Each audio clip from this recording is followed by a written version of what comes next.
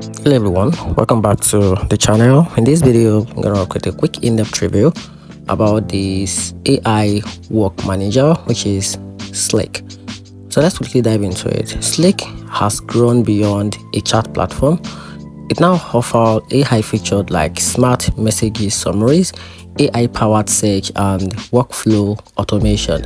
These tools help teams stay organized, quickly find information, generate meeting notes, and automate repetitive tasks. Also make collaboration smoother and more efficient.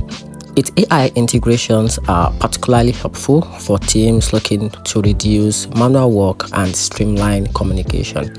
However, Slack can become overwhelming if too many channels or notifications are active, leading to distraction. Advanced AI features are often behind the pay plan, and which can get costly for larger teams.